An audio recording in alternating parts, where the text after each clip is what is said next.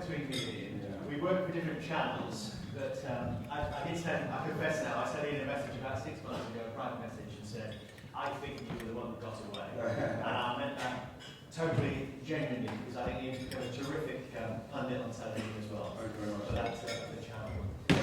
If only there's something to talk about around football, I can't think of anything that's...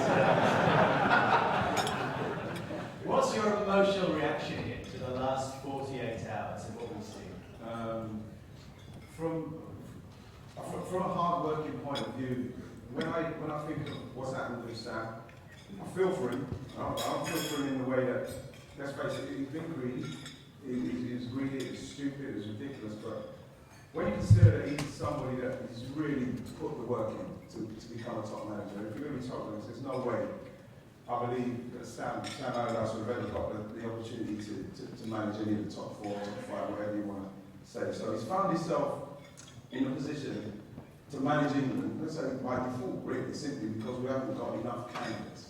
Now, I'd still personally, I'm just saying, I'd still want Glenn involved, but they won't do it for some reason. And you can imagine now, with Sam's indiscretions, that they're not going to exactly appoint someone like Glenn. But the fact is, with Sam, is for him to do that without thinking where he is in that particular time. I'm the England manager. I'm going to spend on it. He went and met Chelsea when he was the England manager, the highest accolade we can bestow on a man to lead that country. And they're going to try and do deals. It worked out 4 meetings for whatever it was, 400 grand. And as much as I feel sorry for him simply because now he's gone on holiday, and it's going to be a nightmare. He might as well be in prison because he's never ever going to get away from the fact that he's had the most unbelievable opportunity. And he's just messed it up. In the game, and what we'll find, they're talking about there's 8 or 10 more people they're going to name and that, and good. People say with the reporters they're hurting the English game by outing Sam who's hurt us and the national team. No, there's so much that goes on behind the scenes with monies, with with the transfers and the agents. It should, I'll tell you now, be outed. And unfortunately for Sam, he's the guy at the moment, but there will be more. And I'm pleased that it's happened because it's wrong what's happening with the monies and what's going on. Do you think there is a culture within football? It does feel a little bit like football's under the attack at the minute. Do you think there is a culture still in football of people just where it's all about money, not about achievement? I think so. It definitely feels like that simply because when you look at how easy it is for a player to play in the Premier League and he'll score a couple of goals and that's it. He'll go from say 150 million £1,000 to 25. How is that not going to change anybody? How do you keep your focus and trying to maybe get to the first team, get to a team that I can play Champions League football, want to play for England? When you get that much, that early, something changes for you. We're looking at Messi and Ronaldo, and honestly, they're totally different. They're focused and they're driven to build a legacy, win things, and that's what you're hoping every professional football will do. But I'll take an example as someone like Jordan Iron, who Liverpool sold Raheem Sterling off the back of the fact that the way Jordan Iron was developing at Liverpool, they believe that he cannot turn down 50 or million pounds with Raheem Sterling because they thought that Jordan was a better player. Now, you watch Jordan and all you have to do is go on the Instagram to see what he's doing. He's doing everything apart from focusing on football. Every single thing. Now, he's at a club like Liverpool, and with arguably one of the best managers around at the moment. And he's letting go. He's a player of that ability, he's letting go. Now, that purely comes down to his temperament and his attitude. How can you leave Liverpool with the ability he's got? Now he's at Bournemouth. And then you look at it, if he can't get himself into a frame of mind where he wants to achieve and do well at Liverpool, what's he going to be like when he goes to Bournemouth? So that is the kind of player you're dealing with. That's the kind of attitude I think some of the players have got. And I think that a lot of them will end up with a lot of money, but they won't have anything to show for it. What was important to you then, when you were a footballer? Goals, man.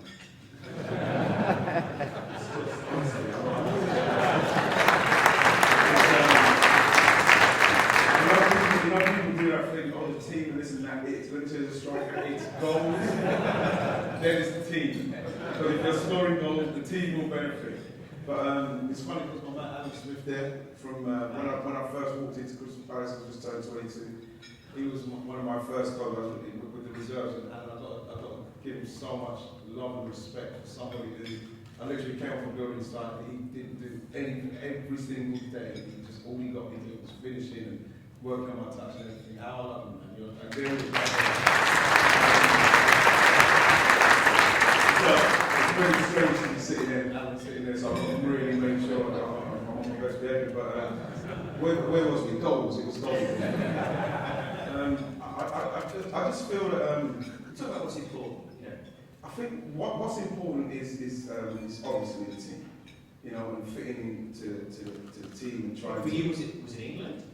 Oh, absolutely. England was the major icing on the cake in respect of like being able to play for England. I remember the first time when I got the call up, it was really, really unbelievable. It was against Cameroon, but they called me up, and it was against, like I said, Cameroon, and they tell you in the afternoon. So you're training, and you're thinking, I might go on the bench. I was just pleased to be training with Robson and Barnes, Lineker, and Beardsley, and all these kind of people, Shilton, and that. And I was just pleased to be there. And then in the afternoon, Graham Taylor, they get you in a circle, and then they name the team, and one team, whatever it is, 2, 9, 8 Gascoigne, 9 Wright, 10 Lineker, 11, I think it was Chris Roy. I sold out all the time. After 9, I sold out. I didn't even hear anything else. But it was so. I can't remember. What can I equate it to? Something happened in my body. I can only explain it as major adrenaline from my toes all the way up to my head. This heat just surged up my body, and I just felt this emotional charge I needed to suppress. I didn't want to cry in front of the guys. so it was really good. So I went back. So we went back, and everybody they wish you all the best, and they're brilliant. Congratulations on that. And then I went back to the room. I kind of got really emotional. I cried in my room there. But then when we got to Wembley in the night, you see your football boots where I was at Palace at the time, and your shin pads and all your stuff underneath the England shirt.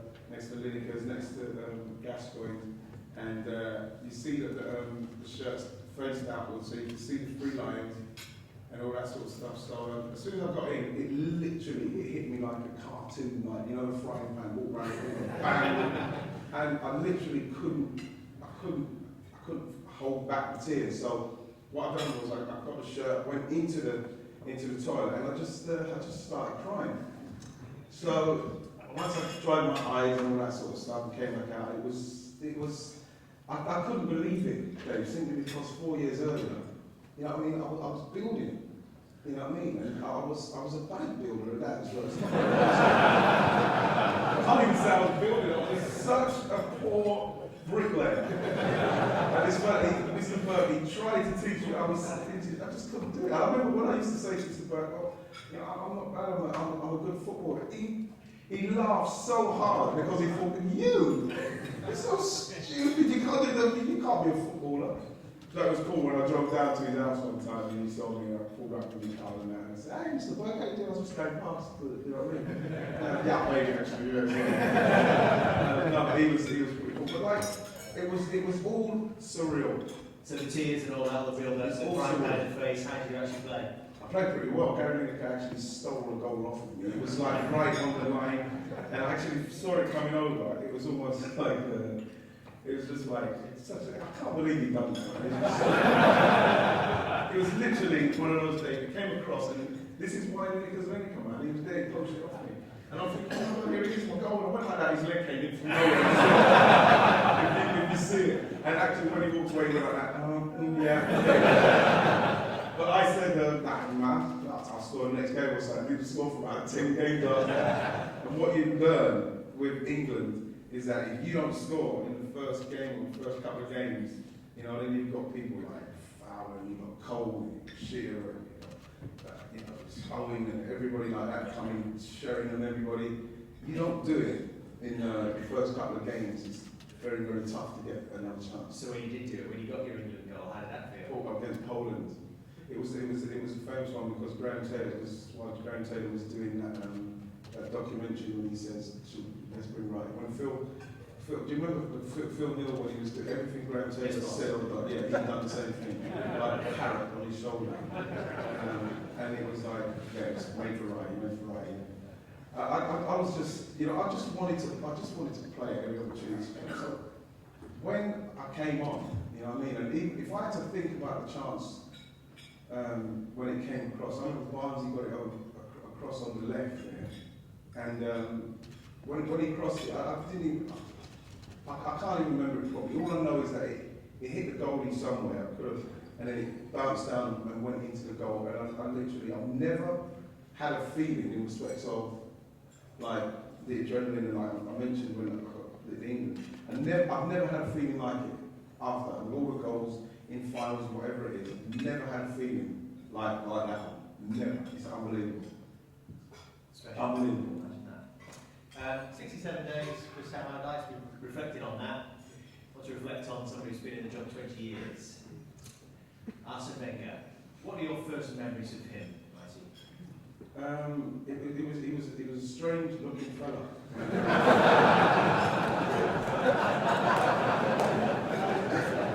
You know, so you can never ever, when people ask you about Arsene Wenger, the first thing you say about him, when you say that, you always get that reaction.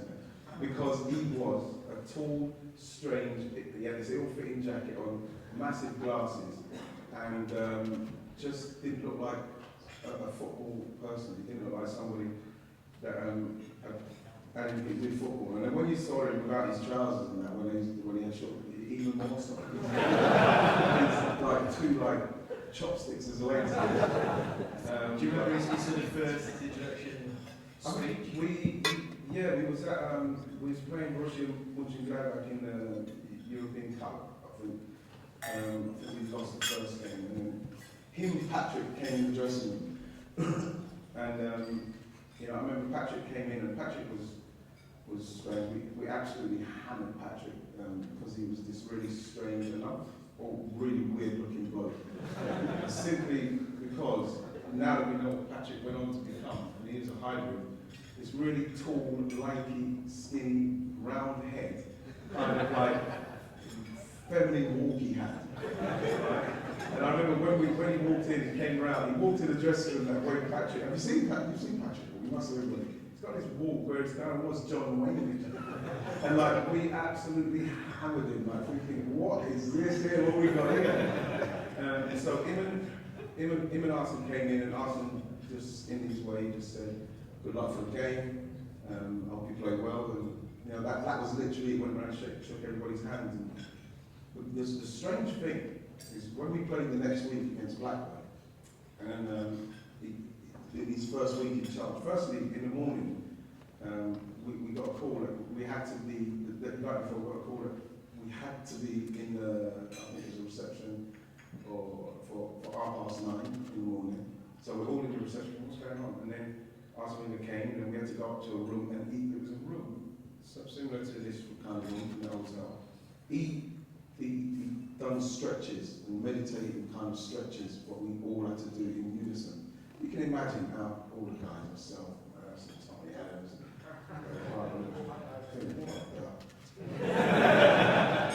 you know, we're doing these really weird stretches that Arsene's getting us to do, and he's really into it. It's almost like yoga, but this was the first real time we realised that we were going somewhere totally different, David, in approach. You know, with the nutrition, the diet, the way he was as well. You know, we're talking about somebody who never ever saw him get angry, never ever raised his voice.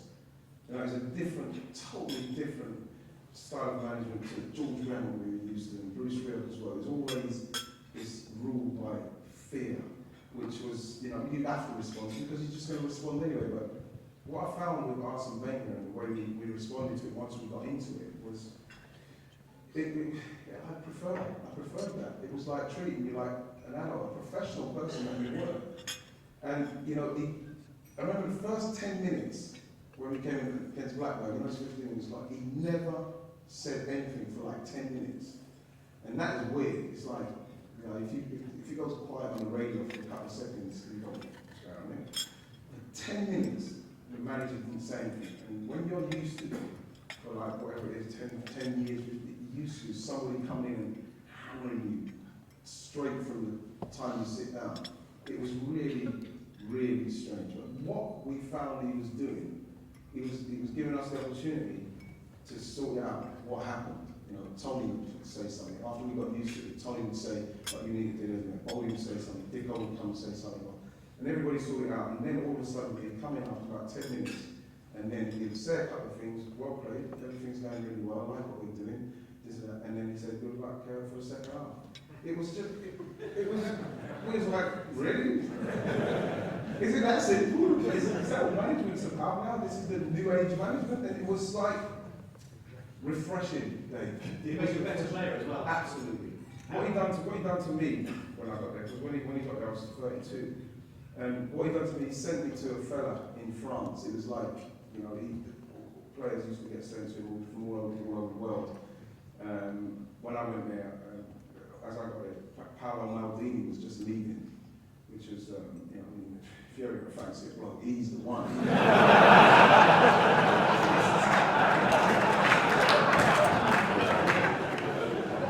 So I went into Tibbers, and he was sitting there talking to Paolo. I was like, you know, in my mind I was saying, "You're gorgeous." And then so it was fine. So he left, and what he wanted to find out after maybe what state my body was in. I had to have scans, and because we know that when he came, he had problems with people after the age of 30. He wasn't really too keen on keeping him. He wanted to make maybe a year contract at the most. So this is where you started to find out this is what he's about. So I had to train with this Tibbers, and it was really hard to do so much training in sand. I had to play football in sand. I had to, you know, do a lot of running in sand. I had to play basketball. I had to do like rowing. I had to do all sorts of things. I had to do like I don't know, a 30-meter running, like something ridiculous like that. But in the end, I've done the week, and you know what I mean, what I realised what he was doing was finding out, like I say, what state I was in. And to be honest, I was quite pleased because I was in pretty good shape.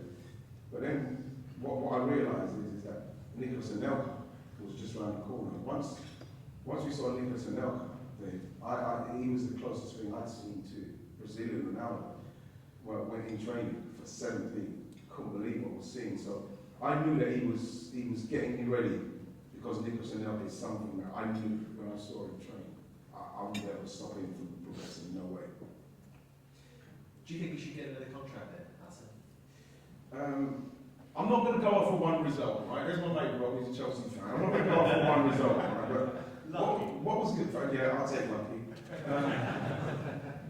What I saw, you look at the change in feel, you know, and yeah, he's talking now about, you know, he's working hard. He saw the social media posts of him training and doing that stuff, and that's fantastic.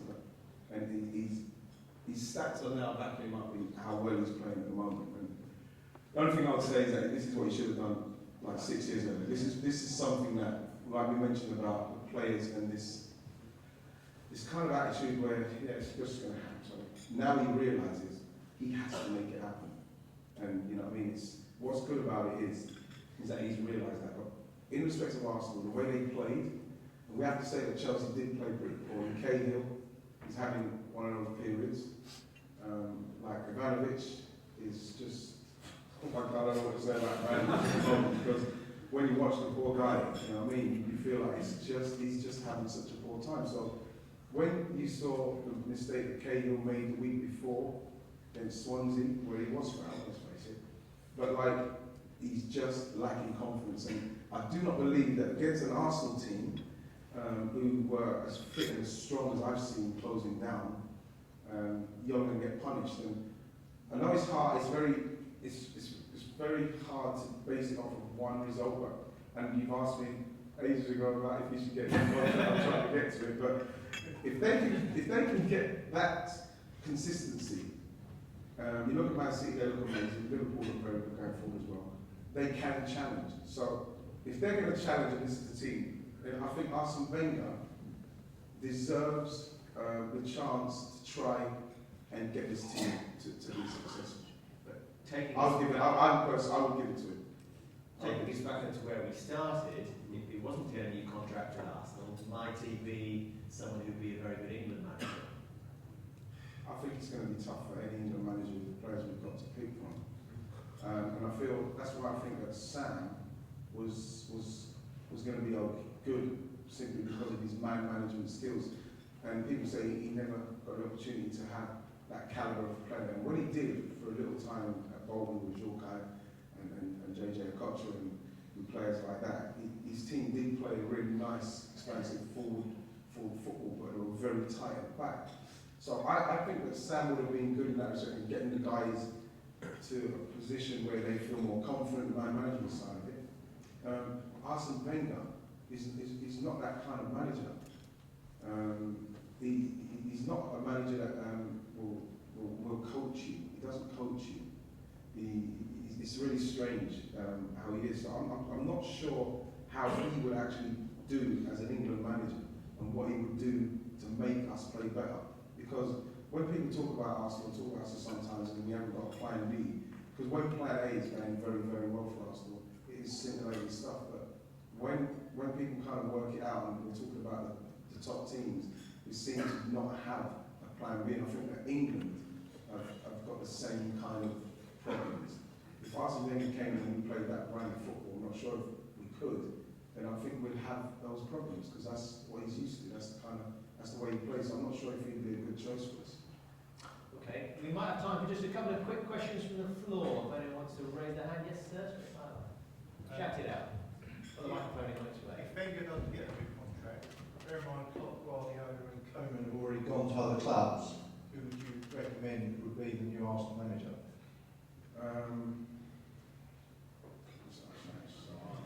Thierry Henry. Thierry's desperate for the job. I think he'd love to have it.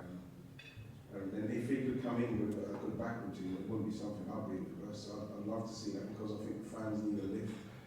I think it would still come down to the fact they want to see some difference on the pitch. But, you know, of course, Thierry would be great. Dennis would be great, but it doesn't fly. So it's going to be a problem. It would be As soon as Arsenal fly to Norwich. because when they fly to Norwich now, and so yeah. But Dennis, the thing people talk about Dennis, when we used to have to go anywhere in Europe, Dennis would leave with his whole family in the car. He'd leave on a Tuesday, meet us in Greece. All the time when we played European games, he drove everywhere. So it's not like people say, oh, he didn't go to games and that. He drove everywhere to play in those games. But when you look at it, Koeman, I think, when you look at the way the team, Everton have changed. And you look at Martinez, who I was always a little bit unsure about. He got a lot of praise, Martinez, because he was a young coach and they played half decent football. But they were always amongst the bottom. They were always fighting off relegation. He could not defend. His teams don't defend very well. And so I thought that he was a little bit smoke and mirrors. And I think he got found out as soon as Koeman got there, and he's got the same team to defend and attack brilliantly. They look fitter. These teams weren't fit, Martinez. Koeman's teams are fit. And I think that when you look at Arsenal and how fit and sharp they looked the other day, he and the way he is, his demeanour, he'd be a very good fit for us. He'd be a very, very good fit. But I'm looking across the world and people talking about Ronald de Boer, people talking about Eddie Howe's still learning what he's doing. We can't give Eddie Howe that job. It would ruin him, kill him. I think that in the future, of course. But for now, I would probably go with Thierry with a backroom staff. That's what I would probably go with. But it needs a good backroom staff. Anybody else? Yes, sir. You came up through grassroots. You commented on the fact that England don't produce good quality players. And at MLB, which is a club which is based on grassroots, why doesn't England produce good quality? Present company excluded. Yeah, I was going to say. Good quality entertaining, fit, stylish footballers. You know what? I've got to say, when I used to play my Sunday morning football, the calibre and quality of player was outstanding. And for some reason, you don't know why, a lot more of them didn't make it, but there are quality players out there. As a nation, we do produce quality players. You can't tell me Newcastle, Liverpool, like all these places, they're all still producing top players. Whether or not they're getting the opportunities, simply because everybody's got to do, my little Johnny, he's with Chelsea at 6, he's at Arsenal at 6, and that. I don't know what that's all about. Why is a player who's a 6-year-old, I don't even know what position I can't even remember passing to anyone else from the age of 8 to 12. How are you going to get a 6-year-old? How are you going to get a 6-year-old and say, right, you're playing here, you don't know what position you're going to play. You know, and the thing is, I think the best thing that happened to me was to be able to play Sunday morning football and grassroots football for the time I did. Because there's good football. I don't know what's happening with the scouts in that respect. Why they're not looking at more non-league players to see what you can do to actually bring them in and develop them a little bit more. I've got a clue, honestly, why they're not looking in that direction. You look at people like say, yeah, Jamie Vardy came through the non-league. Jamie Vardy was the most expensive player that's come out non-league. He cost £1 million from Leicester Boy, for £1 million, and people thought that they were absolutely crazy. And now look what he's achieved. That is the calibre.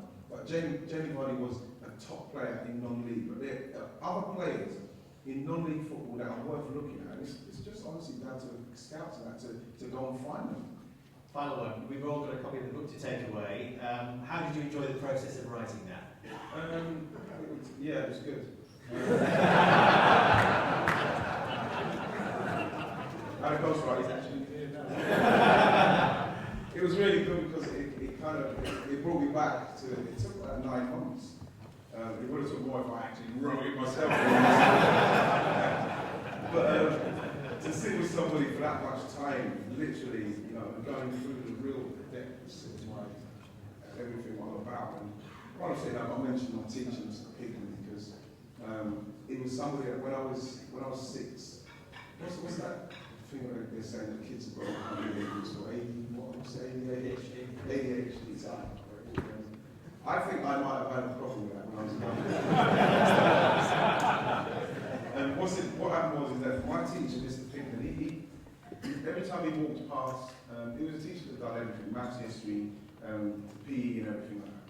And he used to walked past the classroom a couple of times, he saw me outside here. And when he walked past, I'd always look at him.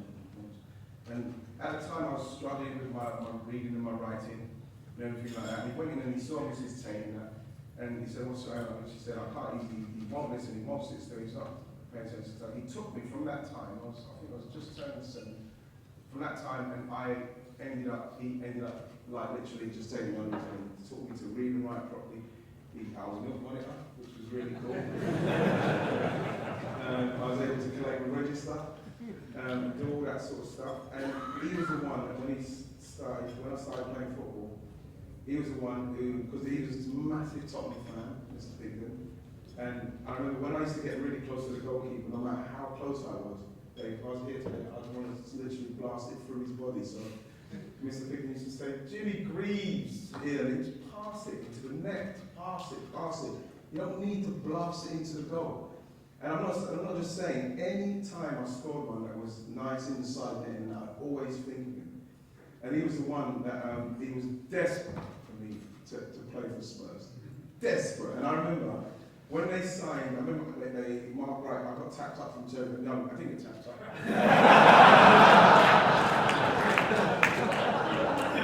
I remember Mark Wright came and told me that someone from Tottenham was asking about me.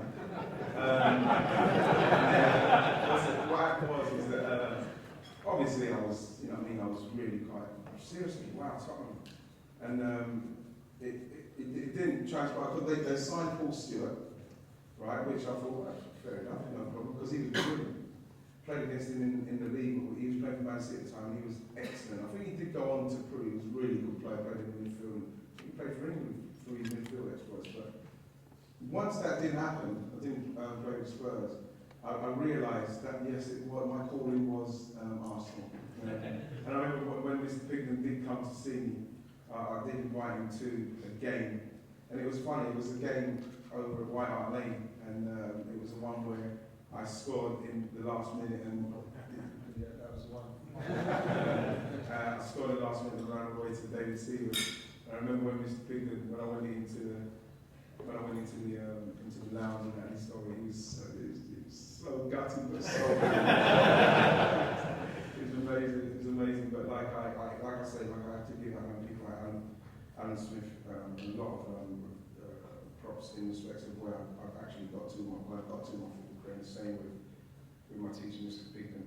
I know I would not have made nowhere near making it without Mr. Pigden in my life. So I've dedicated my book to him because I believe that's the highest accolade I could give him. We look forward to reading that and much more. Ladies and gentlemen,